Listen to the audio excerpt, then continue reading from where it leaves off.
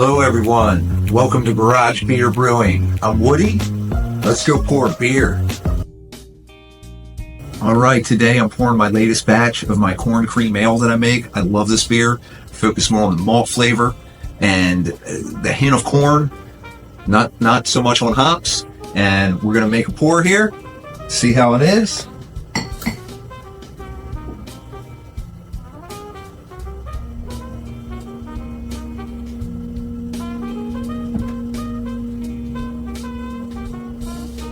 There we go.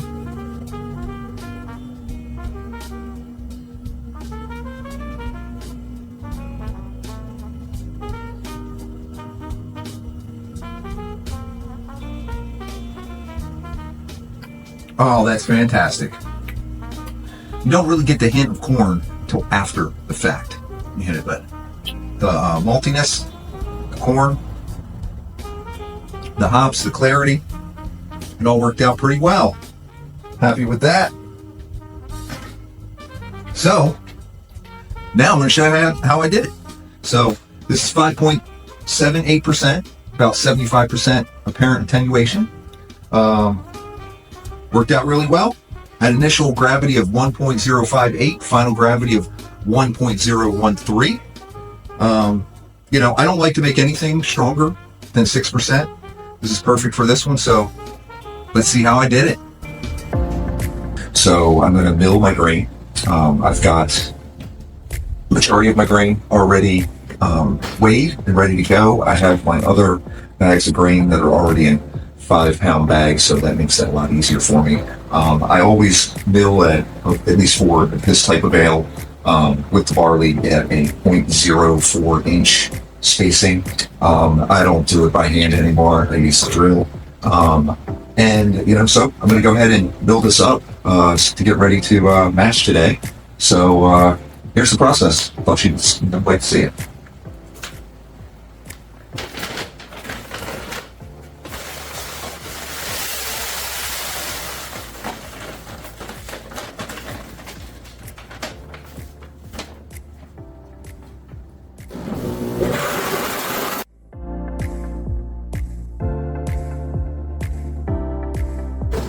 I like to use Maris Otter in place of 2-row.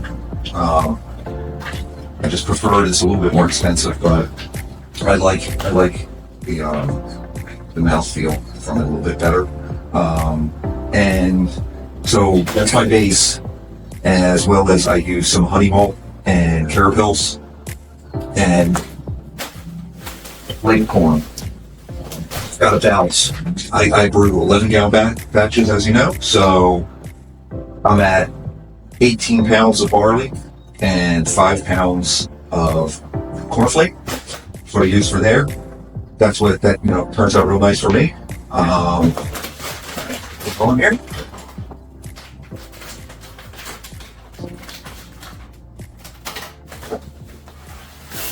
I always do this right before the mash. I like to mill it right away, fresh. Do it. Of course, you can have, your local supply store where you're getting your grain. You can have them mill it if you don't mill it yourself. I prefer to do it myself. And yeah, there we go. There's no need to mill corn. It's already flaked, so that works just fine. I always run it through twice. I like to make sure it's really good and grown up.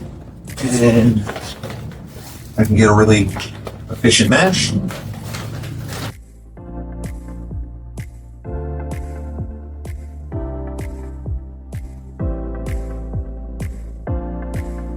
As you can see in the background here, off to the side, that is my water. I've got great Portland water. It's Bull Run Reservoir. We're very fortunate here in Portland, Oregon. It's some of the best city supplied water in the world. It's really great water, but I still boil it, and I'll cooling it down. I'll get it down to my temperature, for my strike temperature, that I'm ready to mash. So right now that's cooling. I like to mill my grain while that's cooling down. Get that to it.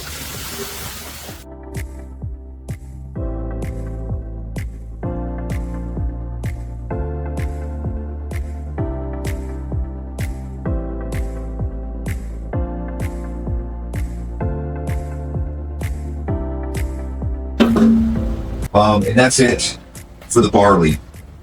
As I said, for this corn cream ale that I make, I really love this beer. It's great. I use Maris solder instead of 2-row, and I use some honey malt and carapils for some body, and then just flaked corn, which is my favorite. It is amazing. So that's pretty much it for milling. And next we'll be off to the mashing process. Hello everyone, we're almost there. All my grain has been milled. I went through that process a little earlier. I like to do that right before mash, the mashing process. So where am I now? I have my mash done. I'm letting the water cool. So what I use for my mash tun and my cook kettle they're 15.5 gallon kegs. Years ago, a gentleman owned a brew shop, brew store, supplies. He was a welder also and brewer, and he made these. So they're fantastic. You put false bottoms down, temperature gauge, spouts, cut the top off, make cool little lids. They're sweet. So this is what I've used, and I've used different methods to insulate my mash tun over the years. This is the latest. This is a ceramic fiber insulation, which you use on like kilns and such, and it works great. I can fire up the propane burner if I need to when I'm trying to increase my temperature slowly without any concerns of burning the bottom of the material. It insulates really well. So far, I like it. That's my latest that I came up with this over the years of how I do it, but it seems to hold the temperature really well too. So 15.5 gallons, I put in about 13 to 14 gallons. I fill this up. I'm really trying to achieve as much water as possible with the grain that I'm using in here, of course, without overflowing it. But more water, better for the mashing process. I do 11-gallon batches, as you know, so it usually works out about right. So, after the boil, I still boil, even though we have fantastic water here in Portland, Oregon, in Bull Run Reservoir. It's some of the best city supplied water in the world. It's fantastic, but I still cook it, I still boil it off. So it's boiled down. There's probably about 12 to 13 gallons of water in here. I've got 18 pounds of barley and 5 pounds of flaked corn for this particular corn cream ale that I'm making. So that amount of grain into this amount of water, I have figured out over time, trial and error, that I'm looking for about an 8-degree difference from my target initial mash temperature. So what that means is when that material goes in, it's going to cool this water down. I don't put my grain in and then add my water. I fill my water, get it to the temperature that I want, and I add all my grain for the mashing process. So I'm shooting for 149 degrees to start. So that 8-degree difference, I found once this gets to 157 degrees, I'm going to dump all that in. It's going to bring me right down to about 149. And I'm going to start, I'll start there. And then I have a step, I have a slow step. I'll increase it, as I go. I like to shoot for just an initial 149 and, the temperature affects how sweet, how much body, and alcohol content. Those are the main things that temperature range is going to give you, depending on the enzymes converting the starches into fermentable sugar. So I like to find, I don't like to make really strong beer. Some people do, it's fine. As I've gotten older, I've realized that I like to drink a lot of beer, so I can drink more if the alcohol content's lower and it's better for my health as I get older. So if that makes sense, I like to shoot for, something that's reasonable, but I don't like to go over 5.5% alcohol. But I do like to start the mash a little bit lower temperature, get that conversion in the beginning, to find the right balance. I still explore with those temperature ranges through the process and how much time. I'm generally going to mash for about an hour and a half. So I start at 149 and I'll bring it on and I'll continue up all the way until, it's, when I bring it to like 160 to finish it out, and before my boil. So right now that's waiting for, we're almost there, get to that temperature and then we'll dump in the grain. So looking forward to it. Okay. We're at 157 degrees, so I'm going to put in the grain and see if we can hit 149 degrees.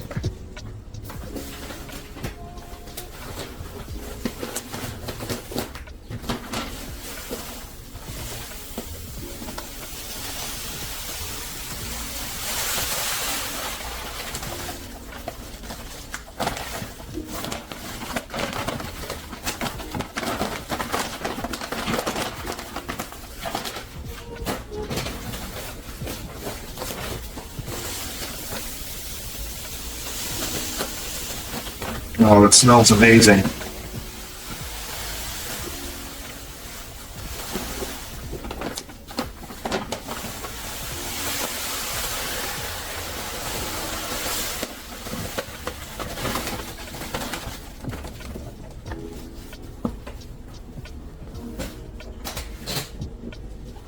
Oh, here goes the corn.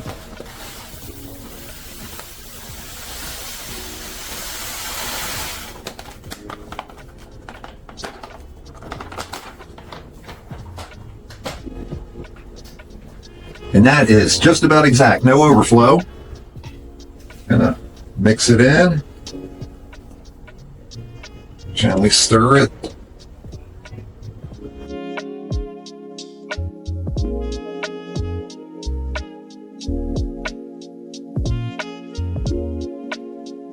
My insulating cover for the top.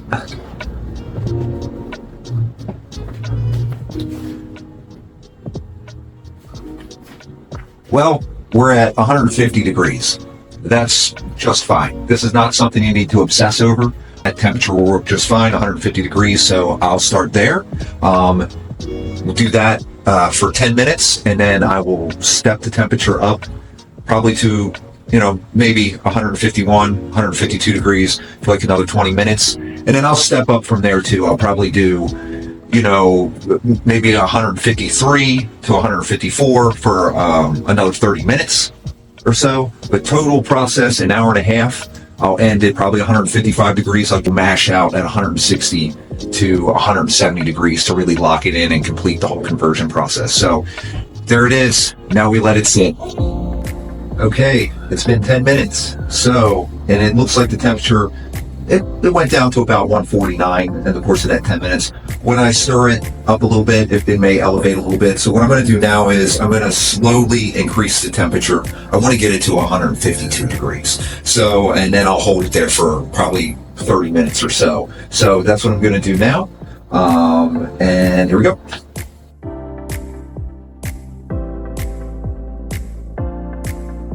I put this about as low as possible because I don't want big, huge temperature fluctuations from the bottom of the pot. So I stir it as I bring it up to temperature very, very slowly. I just want as uniform as possible. So I'm going to get it to 152 degrees. So I will keep moving it. There's lots of discussions about, oxidation. And even on, hot side now, I mean, obviously the most important part is avoiding oxidation is when you're going in, is after the fermenting process. But there is a lot of research into the effects of it now. But when you boil your water before you start, that's good because it gets a lot of oxygen out of it. Don't worry about it too much. I've had no problems. So I like to stir my mash as I go. And it always turns out fantastic. So now I'm just trying to get this up to temperature.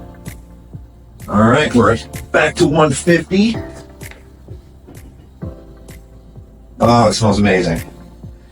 So these lower temperatures, like I was saying a little bit before, you're going to get a higher alcohol content.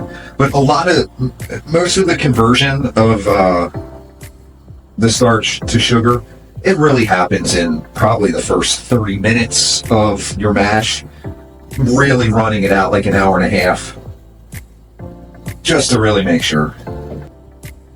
Well, trying to get efficiency too, so. But, all right, let's see. Slowly getting that temperature up. If I mash it at too low of a temperature, when you're below 150, it just can end up being a much stronger beer.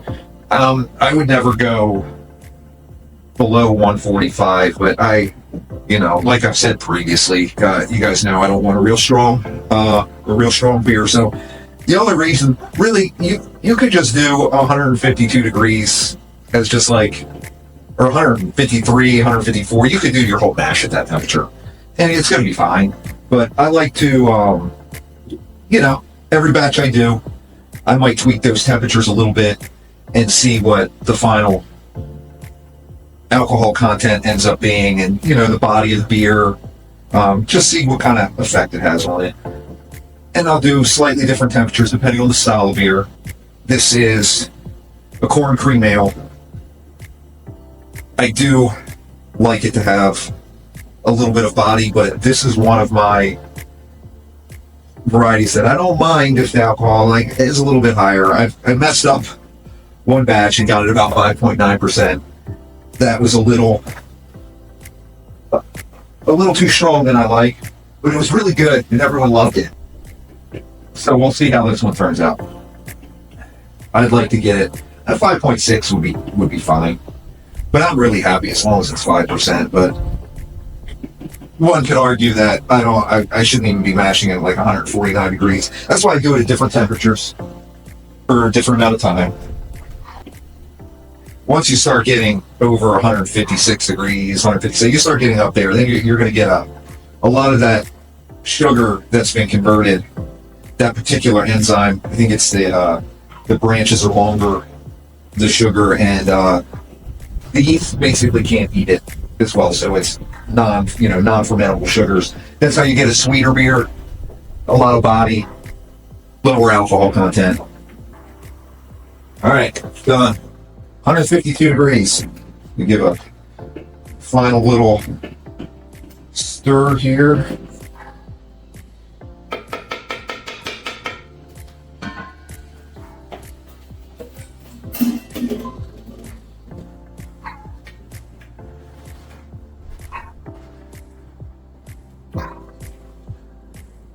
All right, now we wait and let that sit longer. Okay, so after 35 minutes, it went, the temperature went from 153 degrees down to 151 degrees. The 2-degree temperature drop is not so bad with the new insulation for my mash tun. I'm satisfied with that. That's fine. So that's 35 minutes. I went ahead and bumped it up to 154 degrees now and set a timer for another 35 minutes. So we'll see where it's at the end of 35 minutes. Okay, all right, after 35 minutes, I just got another 2-degree temperature drop. So from 154 down to 152. So I went ahead and warmed it up again. I give it a gentle stir every so often to try to keep a uniform temperature as much as possible through it. Once again, I don't think it's anything to obsess over. But so I bumped it up to 155 degrees and set it for another 20 minutes. I'm gonna let it go for 20 minutes so there, and then I will mash out. Raise the temperature again. So got another 20 minutes to wait. Okay, it held its temperature really good for that last 20 minutes. It dropped down maybe a degree from 155 to 154, so that's good. So now I raise the temperature up to about 166 degrees because I do about 10-minute mash out. So I'm going to let that sit, and it just ends the whole process, the whole conversion process. So once you get over 160 degrees, the conversion ends. That's where we're at now. I like to just do 10 minutes, let it sit, and just lock it in. Be done with that whole process, and then I'll sparge it, drain it into my my cook kettle, so that I can start to boil.